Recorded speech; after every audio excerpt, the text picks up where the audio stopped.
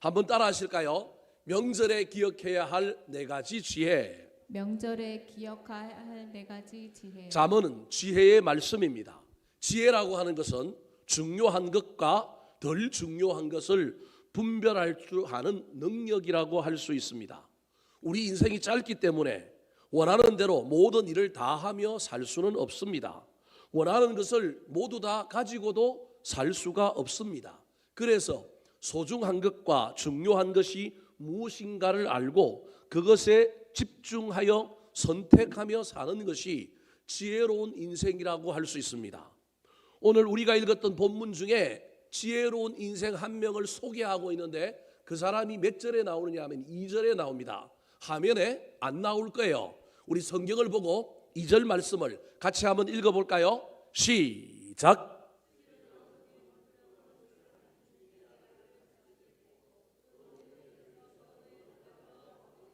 종인데 지혜가 있어서 누굴 다스린다고요? 주인의 아들을 다스려요. 주인 아들들의 형제와 같이 높임을 받아서 주인의 뭘 받아요?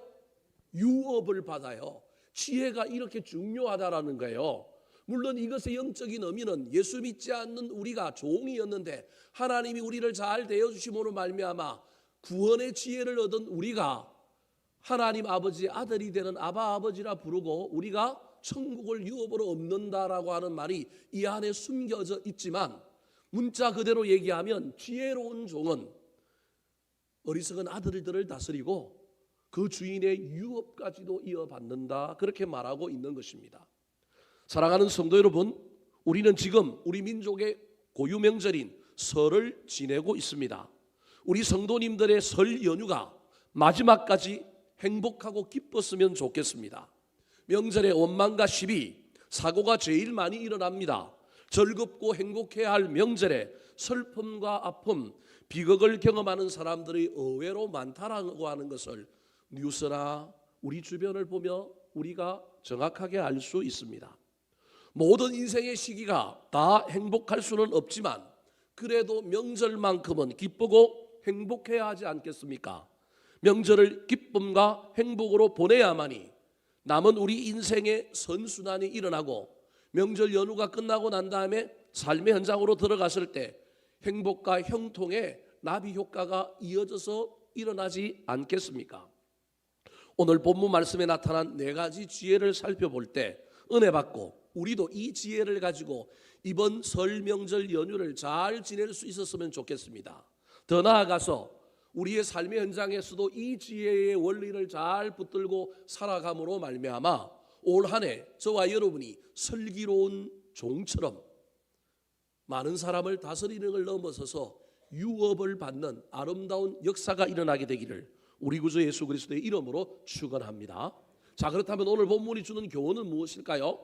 이 명절 끝에 저와 여러분이 어떤 지혜를 붙들어야 할까요? 첫 번째입니다. 따라 하시겠습니다. 물질보다 화목을 선택해야 합니다. 물질보다 화목을 선택해야 합니다. 어떤 철학자가 행복을 정의하기를 행복은 사이가 좋은 것이다 라고 정의했습니다. 물질이 많은 게 아니고 물질도 필요하지만 사이가 좋은 것이 행복이라는 겁니다. 사이를 좋게 하는 데는 돈이 필요합니다. 하지만 때때로 돈 때문에 뭐가 나빠지기도 해요? 사이가 나빠지기도 한다는 사실을 기억해야 합니다. 그래서 중요한 건 돈이 분명히 우리가 사이가 좋게 하고 행복하게 하는데 필요하지만 때로는 그것이 불편하게 만들고 비극으로 인도하는 또 다른 키워드가 될 수 있다는 사실을 잊어버리지 말아야 합니다. 그러므로 저와 여러분은 이 명절에 할 수만 있다면 원망과 시비, 다툼보다는 화목하는 데 초점을 맞추어야 합니다. 1절 말씀 같이 한번 읽어볼까요? 시작. 마른 떡 한 조각만 있고도 화목하는 것이 제육이 집에 가득하고도 다투는 것보다 나으니라. 대조하고 있습니다. 마른 떡 한 조각 그리고 제육이 가득해요. 화목한 것과 다투는 것을 이야기하고 있습니다. 마른 떡을 누룩을 넣지 않은 딱딱한 빵으로 물에나 포도주에 적셔서 먹는 가장 가난한 사람들이 먹는 최저의 음식이라고 보면 됩니다. 제육은 우리나라의 돼지볶음 제육을 얘기하는 것이 아니라 감사제나 화목제를 드리고 난 다음에 남은 제물을 제육이라고 이스라엘 사람들이 불렀습니다. 그러므로 제육이라고 하는 말은 진수성찬이 차려진 것을 의미합니다. 한 가정은 아주 보잘것없는 음식만 먹고 있는 가난한 상태고, 어떤 집은 제육이 가득한 진수성찬의 밥을 먹고 있습니다. 그런데 마른 떡 한 조각만 있는 집은 화목한데, 많은 음식을 먹으면서도 그거 갖고 집어 던지고 싸우고 있고 감사함도 없고 행복함이 없는 것을 의미합니다. 저 말씀의 핵심이 무엇일까요? 가난하게 살아라, 진수성찬 먹지 마라, 마른 떡 한 조각만 있어라, 이런 말일까요? 그 말이 아니라 마른 떡 한 조각을 먹어도 다투지 말고 뭐 하라고요? 화목해라. 제육이 가득한 부요함이 넘쳐도 감사함으로 그것을 즐기는 화목함이 있어야 한다. 중요한 건 화목이라는 것입니다. 사랑하는 성도 여러분, 설명절 지내고 있는 저와 여러분의 삶에 악한 마귀가 기회를 엿보다가 우리를 이간질하고 미워하고 시기하고 다투게 만들고 속에서 18, 19 올라오게 만들고 뚜껑 열리게 하는 일들이 얼마나 많이 있는지 모릅니다. 누가 찾아왔는데 만났는데 괜히 자기 자랑만 됐다 하면 또 성질이 나기 시작하죠. 누가 말 한마디 좀 비수를 꽂아갖고 얘기하면 그 말에 그냥 맞대응하고 싶고 우리의 마음이 얼마나 달아오르는지 모릅니다. 이때 저와 여러분이 기억해야 됩니다. 명절은 뭐 하는 절기냐 하면 화목한 절기다, 행복한 절기다. 딴 날은 몰라도 나중에 집에 가서 씹더라도 이 명절만이라도 어떻게 지내자? 화목하게 지내자. 이게 지혜라는 겁니다. 그런데 문제는 화목은 그냥 만들어지는 것이 아닙니다. 화목은 누군가 참는 사람이 있기 때문에 이루어진 것입니다. 누군가가 화목 제물이 되었기 때문에 화목함이 나타난 겁니다. 우리는 화목했으면 좋겠다라고 이야기하면서도 나는 화목 제물 되기를 싫어합니다.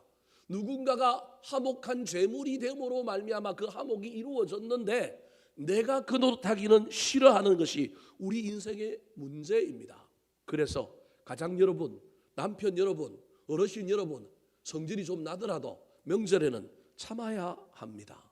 오래 참으시기 바랍니다. 부족함이 보이고 뭔가 성질이 나는 일이 있다 할지라도 수용하고 이해하고 배려하고 너그럽게 하려고 애를 쓰시기 바랍니다.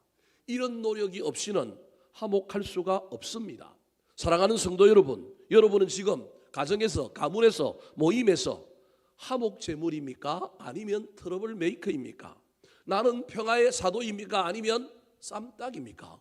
절대 쌈딱 되지 마시고 좀 참고 좀 손해보고 좀 돌아가더라도 화목을 이루시기 바랍니다. 하나님이 갚아주실 거예요. 잠언 21장 9절 말씀 시작. 다투는 여인과 함께 큰 집에서 사는 것보다 움막에서 사는 것이 나으니라. 남편이 다투는 여인 때문에 성질나서 큰 집 버리고 어디 갔다고요? 움막에 갔습니다. 잘해주는 다방의 미스 김한테 갔다는 얘기예요. 다투면 안 된다는 말입니다. 사랑하는 성도 여러분, 다투는 남편, 다투는 자녀, 다투는 부부, 이런 사람들이 가정의 화목을 깨트립니다. 남은 설 연휴에 조금 성질이 올라오고 조금 불편함이 있더라도 화목 제물이 되어서 화목을 만들어 보시기 바랍니다. 조금 손해보고 조금 불편하더라도 다투지 않고 주장하지 않고 말로 평화를 이루고 참아주고 이해하고 수용함으로 말미암아 올 명절에 시비가 없고 원망이 없고 다툼이 없는 것으로 행복하게 끝나게 되시기를 우리 구주 예수 그리스도의 이름으로 축원합니다. 두 번째, 오늘 본문이 우리에게 주는 이 명절을 지키는 지혜는 무엇일까요? 더 나아가서 우리 삶의 현장에 우리가 붙들어야 할 지혜는 무엇일까요? 따라하시겠습니다. 마음을 연단하고 잘 지켜야 합니다. 마음을 연단하고 잘 지켜야 합니다. 물질보다 화목이 중요한데 화목을 이루려면 화목 제물이 있어야 되는데 화목 제물은 어떻게 해야 될 수 있느냐 하면 내가 마음을 지켜야 합니다. 어떤 상황 가운데 하나님이 나를 연단하신다라고 생각하고 뚜껑 열리지 말고 마음을 잘 지켜야만이 화목 제물이 되어 화목이 생기는 겁니다.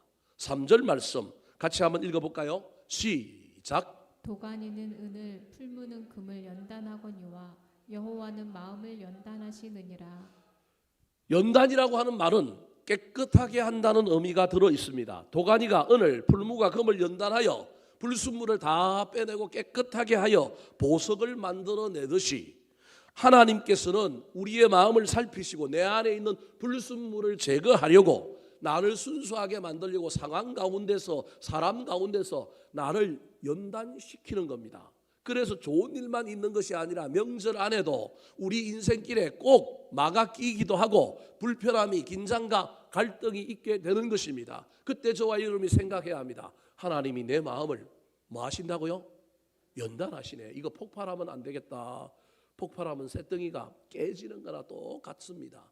저와 여러분의 마음을 잘 지켜야 합니다. 아, 하나님이 나를 연단시키는구나. 나를 깨끗게 하시려고 그러는구나. 나를 깨끗게 해야 내가 행복해집니다. 나를 깨끗게 해야 깨끗한 그릇으로 하나님께서 나를 쓰실 것입니다. 그러므로 우리는 환경과 상황, 사람을 통하여 우리를 연단하시는 하나님의 뜻을 잊어버리면 안 됩니다. 하나님 생각이 없으면, 연단하시는 하나님이라고 하는 그 생각이 없으면 뚜껑 열리고요, 손과 발이 내 마음대로 행동하게 됩니다. 어떤 상황과 환경 가운데서도 마음을 지켜서 감정이 상하지 않고 평정심을 유지하려고 애를 써야 합니다. 그래서 잠언의 저자는 세상의 그 어떤 것보다 제일 중요한 것이 무엇을 지키는 거라고요? 마음을 지키는 거다.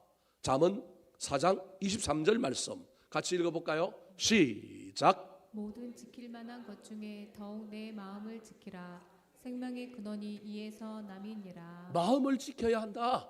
하나님이 네 마음을 지금 연단하고 있는 것이니 마음 잘 지켜서 그 연단 이후에 정금같이 깨끗하게 네가 다시 태어나서 네가 깨끗한 그릇에 하나님께 쓰일 뿐만 아니라 내 인격의 내공과 내 신앙의 내공이 훨씬 더 성장하고 성숙해지는 아름다운 존재로 변모해라. 쇳덩이를 갈고 두드려서 물에 넣어서 연단했더니 좋은 칼이 된 것처럼 네가 그런 존재가 될 것이다, 그런 말입니다. 그렇다면 마음을 지킨다라고 하는 것은 어떤 의미일까요? 하나님 우리 마음을 연단하실 때 사람을 통하여, 다른 환경을 통하여 막 우리를 막 폭발하게 만들려고 할 텐데 그때 그 마음을 지킨다라고 하는 것은 어떤 의미일까요? 오늘 본문 4절에 그것을 말과 듣는 것과 관련이 있다고 이야기합니다. 4절 말씀 같이 한번 읽어볼까요? 시작. 악을 행하는 자는 사악한 입술이 하는 말을 잘 듣고 거짓말을 하는 자는 악한 혀가 하는 말에 귀를 기울이느니라. 마음의 통로는 눈하고 깁니다. 그래서 저와 여러분이 마음을 지킨다라고 하는 것은 그 통로인 귀와 눈을 지키는 겁니다. 그리고 마음의 또 다른 출구는 뭘까요?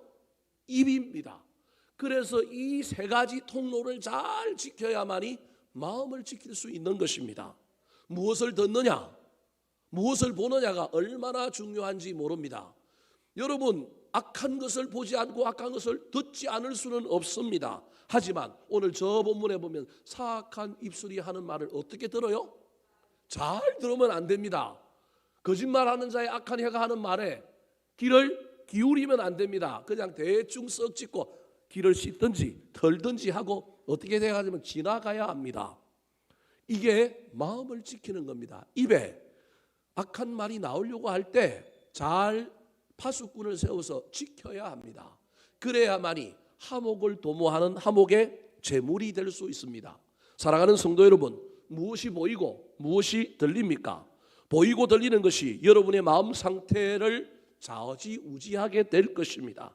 하나님의 말씀으로 행복의 근원이 되는 우리의 마음을 잘 연단하시고 깨끗하게 하시기 바랍니다. 말씀을 듣고 찬양을 듣고 좋은 말을 들을 뿐만 아니라 악한 마귀에게 마음 빼앗기지 말고 우리의 입에서 쓴물이 아니라 단물이 나올 수 있도록 이 명절만이라도 우리의 입을 좋은 말로 말하시고 다른 사람을 칭찬하고 축복하는 저와 여러분이 되기를 예수님의 이름으로 축원합니다. 세 번째, 이 명절에 저와 여러분이 지혜로운 사람이 되기 위해서는 어떻게 해야 될까요? 따라 하시겠습니다. 비난 대신 긍휼을 베풀어야 합니다. 비난 대신 긍휼을 베풀어야 합니다. 자, 저와 여러분이 하목을 붙들려고 하면, 물질보다 하목을 붙들려고 하면 저와 여러분이 하목 제물이 되어야 되는데, 하목 제물이 되려면 마음을 연단하시는 우리 주님의 뜻을 깨닫고 마음을 어떻게 해야 된다고요? 지켜야 되는데 마음 지키는 방법 세 가지라 그랬습니다. 잘 보고 잘 들어야 될 뿐만 아니라 뭘 해야 된다고요? 좋은 말을 해야 되는데 이 말을 잘못하면 큰일 납니다. 근데 좋은 말만 할 것이 아니라 그 말과 함께 뭘 해야 되느냐 하면 좋은 행동을 해야 돼요. 명절은 무슨 날이냐 하면 너그러운 날입니다. 명절은 품이 큰 날입니다. 지나가는 사람도 집에 불러서 음식을 대접하고 잘 먹여보내는 날이 명절입니다. 그런데 명절에 깍쟁이가 되고 명절에 저와 여러분이 품이 적으면 큰일 납니다. 예수를 믿는다고 하는 것은 세상에 해악을 끼치지 않고 남에게 피해를 주지 않고 내가 할 일 열심히 하는 것 정도만을 말하지는 않습니다. 그건 세상의 윤리와 도덕이 높은 사람도 다 하는 것입니다. 우리가 윤리와 도덕으로 세상 사람들과 경쟁하는 건 아닙니다. 믿음과 구원은 윤리와 도덕이 아니기 때문에 우리보다 윤리와 도덕이 뛰어난 세상 사람들이 훨씬 많을 수도 있습니다. 그들에게는 구원과 믿음이 없으니 그것만으로 구원 못 받지만 믿음과 구원이 있다고 하면서 세상 사람들이 윤리와 도덕보다 못하면 큰일 나지 않겠습니까?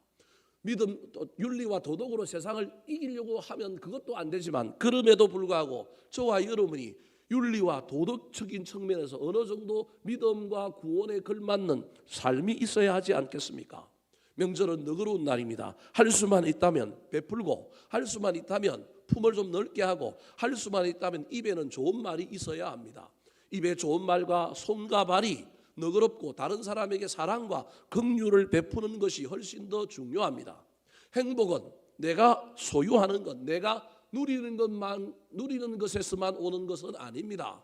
남들을 잘해주고 남들이 기뻐하고 남들이 행복한 걸 통하여 누구도 행복할 수 있느냐 하면 나도 행복할 수 있습니다.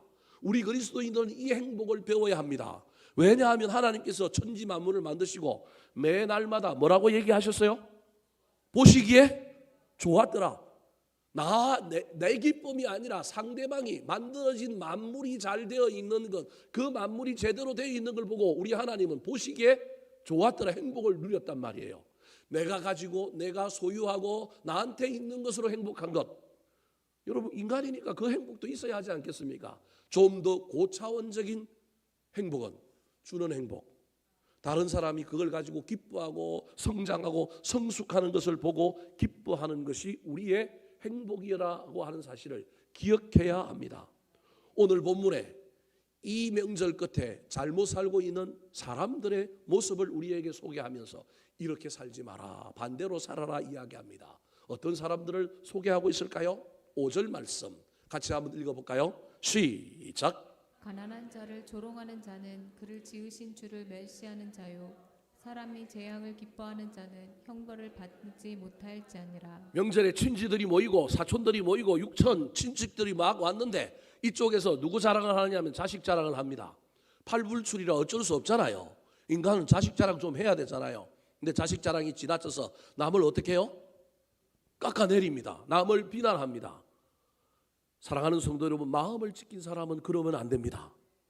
하나님의 연단을 경험한 사람은 입으로 축복해야 됩니다. 칭찬해야 됩니다. 격려해야 됩니다. 내 자식 자랑하다가 나중 끝에 남을 비난하고 남을 깎아내리면 큰일 납니다. 가난한 자를 조롱하는 자는 그를 지으신 주를 뭐 한다고요? 멸시하는 거예요. 얼마 가졌냐, 돈 얼마 버냐, 무슨 집에 사느냐, 그걸 가지고 사람을 비하하고 인격을 저와 여러분이 깎아내리는 일들을 할 때 사실은 알고 보면 우리 하나님의 걸작품인 그 사람을 내가 멸시한 거로 말미암아 주님을 멸시한 것이 됩니다.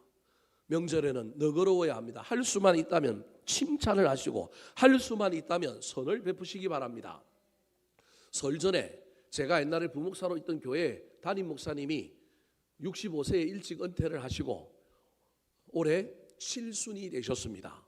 그래서 우리 나왔던 형제교회 목사님들이 목사님 7순인데 그래도 요즘 나이들이 다 장수하지만 다른 생일은 몰라도 칠순잔치는 좀 챙겨주자, 그런 생각이 들어서 우리끼리 모여서 칠순잔치를 계획을 했습니다.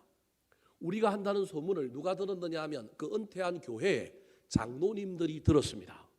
그런데 이 장로님들이 그러면 우리도 목사님의 은퇴하신 원로 목사님의 칠순잔치를 해드리자 생각하고 당의 서기 장로님 한 분이 장로님들에게 의논을 했습니다. 장로님들이 몇 분이냐 하면 협동 장로님들까지 치면 약 150명 정도 됩니다. 시무 장로, 은퇴하신 장로님들까지 치면 100명 정도 되고, 협동 장로님들이 어디 교회에서 다른 교회에서 왔기 때문에 좀 빼고 시무 장로 출신들만 은퇴 장로들까지 합치면 100명이니까 우리끼리 10만 원만 모아가지고 1000만 원 정도 되니 교인들 다 불러 모아갖고 잔치하면서 같이 축가해주면 좋겠다, 그런 의견을 낸 거예요. 그랬더니 일부 장로님들이 10만 원이 많다, 얼마 하자? 5만 원 하자. 또 어떤 장로님들은 아니 은퇴하신 장로님인데 우리가 왜 챙겨야 되느냐, 지난번 우리 담임 목사님 생길 때 우리 모아놓은 장로의 회비에서 얼마 드렸다고? 30만 원 드렸으니 이번에도 얼마 드리고 땡하자? 30만 원 드리고 땡하자. 자기들끼리 의논했는데 여러분, 말에는 발이 달려갖고 막 돌아다니잖아요.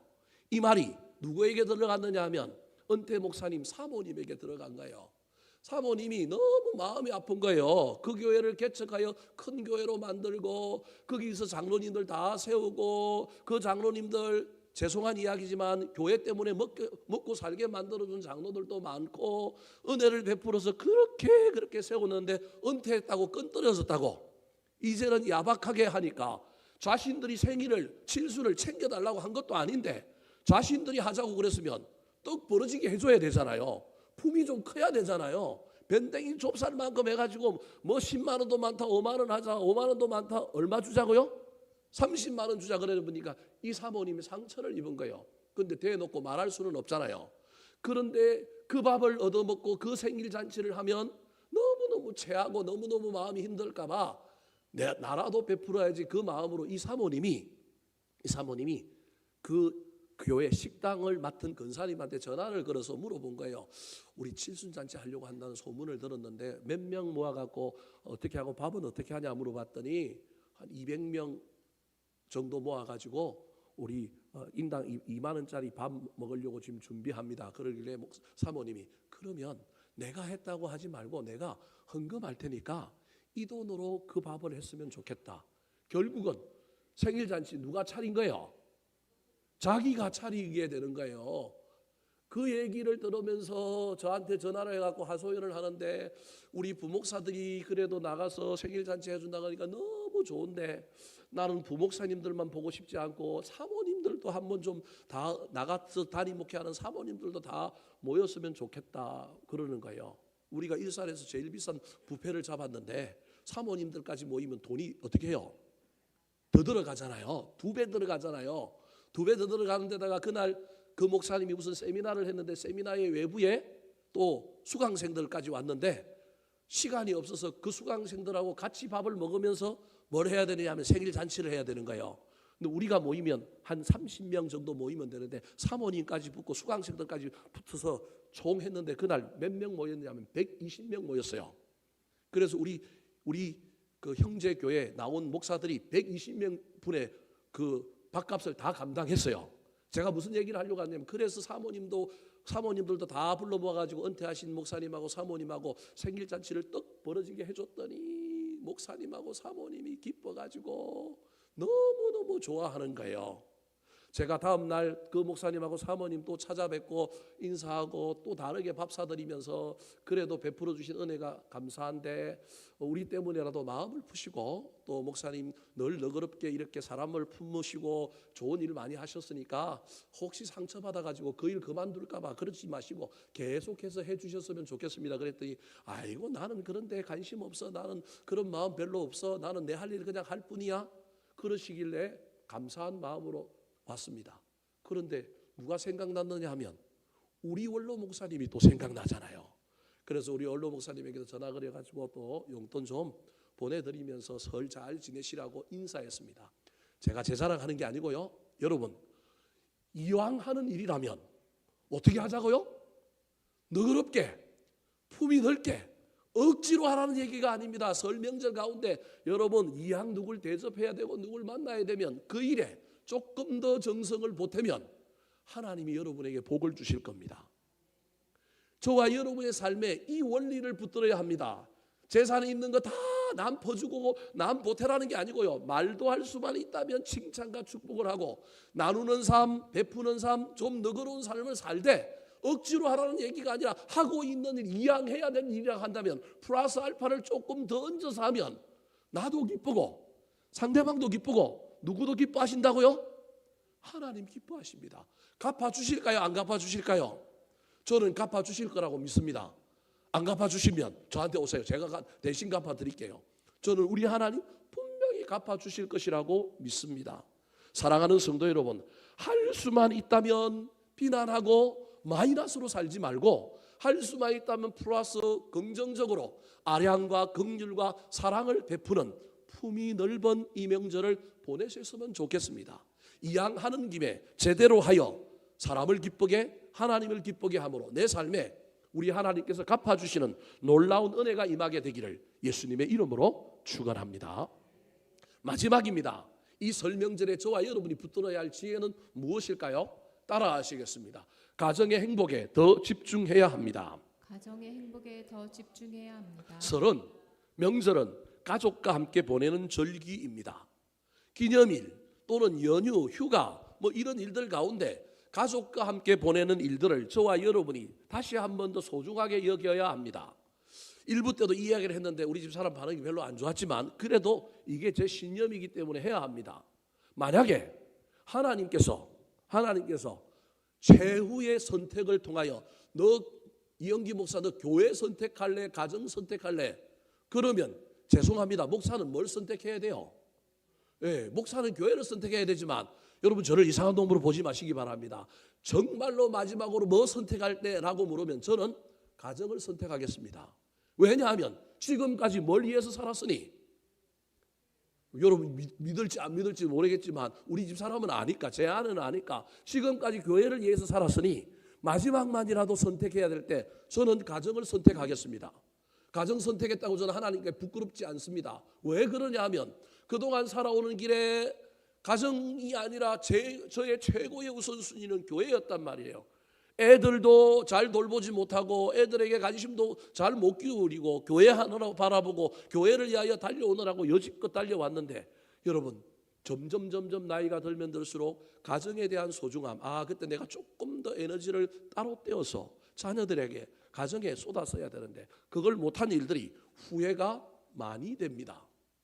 사랑하는 성도 여러분, 이 명절에 저와 여러분이 할 수만 있다면 명절만이라도 저와 여러분의 에너지를 어디에 쏟아야 되느냐 하면 가정에 쏟아야 합니다. 총각 때 저는 서울에서 대학생활하고 직장생활 좀 하다가 명절에 고향 내려가면 집에 가서 보따리 던져놓고 엄마 아버지 인사하고 나면 그 다음에 어디 갑니까? 친구들 만나려고 밤을 새고 집에는 그냥 안 들어올기가 일쑤고 그냥 슬쩍 들어오잖아요. 그죠? 그때는 가정이 소중한지 부모가 소중한지는 잘 모르고 친구들 만나는 재미 때문에 하잖아요. 근데 그것도 한때예요. 조금 나이 들어봐요. 시집 장가가고 다 그러면 친구들도 만나줘요? 안 만나줘요? 안 만나줍니다. 여러분 안 만나줘요. 저와 여러분이 세상을 살아가느라고 치열한 경쟁 사회 속에서 우리에게 맡겨진 가장의 역할을 하느라고 열심히 달려가느라고 평소 때는 좀 소홀히 하고 평소 때는 집중하지 못했다 할지라도 명절만큼은 여러분 이 남은 두 날만이라도 할 수만 있다면 어디에 최선을 다해야 될까요? 가정에 최선을 다해야 됩니다. 그 말은 명절 이후에도 할 수만 했다면 에너지를 조금씩이라도 더 남겨서 가정을 돌보는 사람이 여러분 행복한 사람입니다. 가정과 교회가 행복의 제일 중요한 권원입니다. 요즘 텔레비에 탤런트 101습이라고 하는 사람이 나와가지고 자기 딸하고 관계를 회복하는 프로그램이 있습니다. 보신 분도 있고 안 보신 분도 있을 텐데요. 우리는 101습이라고 하는 사람을 잘 모르잖아요. 그 배우로만 알지. 근데 이분이 이번에 나와서 자기 인생을 다 까발리는데 보니까 참 부러워하는 인생을 보냈어요. 엄마가 막 여러 명이고요. 아버지가 여러 명이고요. 어릴 때 막 고등학교 때 상경해가지고 남진 집에서 먹고 자면서 그냥 그렇게 지냈는데요. 어린 시절이 엮이는 가정에서 자란 거예요. 아버지가 없는 거예요. 따지고 보면 엄마도 없는 거예요. 근데 자기가 출세하고 집도 번듯하게 지었지만 딸하고 관계가 어떤 거예요? 안 좋은 거예요. 자기 인생에 엄마가 없었으니 자기 인생에 아버지가 없었으니 부모가 뭔지를 모르기 때문에 돈만 벌어주고 배우로서 그냥 유명하기만 한데 딸과 왼수지간이라 마찬가지인 거예요. 그런데 이번에 프로그램을 통하여 이게 나온 거예요. 제가 보면서 백일섭이라고 하는 사람을 존경하게 됐어요. 왜 존경하게 됐냐면 자신의 인격, 자신의 살아온 이야기가 다 드러나잖아요. 그 방송 찍고 싶겠어요? 안 찍고 싶겠어요? 안 찍고 싶지 않겠어요? 그런데 이분이 얘기하는 거예요. 이번 기회가 아니면 딸하고 관계를 회복하지 못하겠다. 내 스스로는 딸하고 관계를 회복할 수 없는데 이번 방송을 통하여서라도 회복하면 좋겠다. 이 마음 가지고 나왔다라는 거예요. 자기가 얼마나 폭력적인지, 자기가 얼마나 잘못 살았는지, 얼마나 술주정뱅인지 그 방송 보면 다 나와요. 우리는 그냥 배우로서 아글씨하고 막 홍도야 울지 마라 그런 것만 보이고 막 그 대단한데 인생이 외로운 거예요. 늙었는데 가족과의 관계, 딸과의 관계가 화해되지 않는 그 모습 속에 이 상처가 있는 거예요. 그런데 프로그램을 진행하면 진행할수록 딸의 표정이 점점 어떻게 돼요? 밝아져요. 자기 아버지가 자기한테 어떻게 이럴 수밖에 없느냐고 원망했는데 자기 아버지 어린 시절 과거의 이야기를 듣고 나니까 아버지가 이해된 거예요. 자기도 불쌍하지만 누구도 불쌍한 사람인 거예요. 아버지도 불쌍한 사람이라고 하는 이해가 생긴 거예요. 그래서 그 프로그램이 점점 두 부녀 사이를 아름답게 만들어가는 모습을 보면서 야, 저 방송 참 잘됐다. 백일섭 씨 참 대단하다. 사랑하는 성도 여러분, 더 늦기 전에 가정에 집중하시기 바랍니다. 가정의 행복은 다른 어떤 것과 바꿀 수 없습니다. 신앙생활과 가정생활이 우리 그리스도인들에게 최고라고 하는 사실을 기억하셔야 됩니다. 돈 벌고 가장으로서의 무거운 짐을 지고 가느라고 힘든 우리 남자들 외롭습니다. 백일섭 씨처럼 외롭고 힘들더라도 명절만큼이라도 할 수만 있다면 자녀들과 가족과 관계를 도모하고 돈독하게 만들고 더 집중하는 계기로 삼아야 하지 않겠습니까? 그래서 자녀들이 우리 아버지 이상하네, 달라졌네, 작년하고는 다르네, 이런 이야기들이 명절만큼은 또 지나고 나면 또 쌩까고 또 어떻게 돌아갈지는 잘 모르겠지만 명절만이라도 가정에 집중해야 되지 않겠습니까? 오늘 본문에 지혜로운 사람의 가정의 아름다운 모습을 6절에 이렇게 그리고 있습니다. 같이 한번 읽어볼까요? 시작. 손자는 노인의 면류관이요 아비는 자식의 영환이라. 저기에 3대가 나와요. 손자, 노인은 할아버지죠. 그 다음에 아비는 아들이죠. 할아버지, 아들, 손자 3대가 나오는 거예요. 지혜로운 사람의 지혜의 끝판이 어디에 있느냐 하면 가정에 있다는 거예요. 세상의 출세에 있는 게 아니고 가정의 행복의 지혜의 끝판왕이 있다는 거예요. 3대가 아름답게 모여있는 가정의 모습을 보여주는 거예요. 3대가 같이 살아라, 제가 그 얘기하는 게 아닙니다. 계속해서 살아라. 우리 재진원 장로님은 아들 집에 가는데도 한 번도 안 자고 온대요. 점심만 먹고 온대요. 불편해서 못 있는데요. 3대가 같이 맨날 자고 먹고 해라는 얘기가 아니라 그럼에도 불구하고 그 짧은 만남이라도 서로 기뻐하고 소식 묻고 이런 일들이 있어야 한다는 거예요. 손자가 노인의 뭐라고요? 면류관이래요. 면류관이 머리 쓰는 거잖아요. 이걸 직설적으로 표현하면 손자가 할아버지 어디에 있는 거예요? 머리 위에 있는 거예요. 옛날에 손자가 할아버지 뭐 턴다 그랬어요? 상투 턴다 그랬잖아요. 이거 얼마나 버릇없는 모습이에요. 그런데 저게 버릇없는 모습처럼 보이지만 다른 의미로 보면 손자와 할아버지가 관계가 좋은 거예요. 이것처럼 좋은 일이 어디 있어요? 아이들이 자라는데 왕래도 없고 그러면 할아버지가 손자 안아보려고 그러면 손자가 얼굴을 어떻게 해요? 획 돌려버리면 누가 가장 마음이 상해요? 할아버지 마음이 상하는데 저기 보면 손자가 할아버지하고 친하게 지내고 할아버지 어디에서 놀아요? 머리 위에 가서 놀고 있는 거예요. 얼마나 행복한 모습이에요. 젊었을 때 부부가 애 키울 때는 사느라고 정신이 없어서 애가 좋기는 한데 그때 애 먹이고 살리느라고 감정의 교류가 없어요. 그런데 이제 자식 낳고 은퇴하고 마음이 좀 너그러워졌을 뿐만 아니라 경제적으로도 조금 이제 달관하고 안정적이 되니까 아들 이쁜 줄은 몰랐는데 누구 이쁜 게 보여요? 손자들이, 손주, 손자가 이쁜 게 보이는 거예요. 이게 인생이에요. 자식 이쁜 줄은 몰랐는데 뒤에 되니까 손자 이쁜 게 보이는 거예요. 그런데 가정이 안 좋아가지고 손자가 안 왔다? 손자를 가까이 볼 수 없다? 여러분 그것처럼 안타까운 일이 어디 있습니까? 손자와 할아버지가 재미나게 노는 모습이 가정 행복의 끝판왕입니다. 그것만을 보면 다 이해됩니다. 그런데 더 나아가서 뭐라고 얘기하고 있냐면 아비는 자식의 뭐라고요? 영화입니다. 다르게 얘기하면 자식이 아버지 때문에 목에 뭐 주고 살아요? 힘 주고 사는 거예요. 우리 아버지 됐다 자라가면서 아버지의 뒷배, 아버지의 그 뒤에서 도와주는 일들을 믿고 가는 거예요. 뭐 아버지가 장차간 고관 내작이 되고 아버지가 출세해야 된다는 얘기가 아닙니다. 우리 아버지가 내 뒤에 있으니 내가 무슨 일을 해도 실패해도 넘어져도 우리 아버지 뒤에 있으니 나 한번 도전해보겠다. 자식이 이 생각 가지고 있으면 그 아버지는 여러분 세상 어떤 사람보다 성공한 사람이에요. 돈이 많으냐 적느냐의 문제가 아닙니다. 내 뒤에 우리 아버지가 있다. 내가 그래도 한번 넘어져도 한번 자빠져도 나 우리 아버지 덕분에 다시 뭐 할 수 있다? 일어날 수 있다. 이 믿음만 있으면 그 가정은 최고인 거예요. 여러분 이런 유대감이 있어야 하지 않겠습니까? 잘 사느냐 못 사느냐 재산이 많으냐 많지 않느냐의 문제가 아니라 신뢰의 문제, 관계의 문제인 거예요. 저와 여러분의 가정이 이런 가정으로 행복하게 발전했으면 좋겠습니다. 그러려면 이번 설 명절만이라도 예전과 달리 조금 더 가정에 집중했으면 좋겠습니다.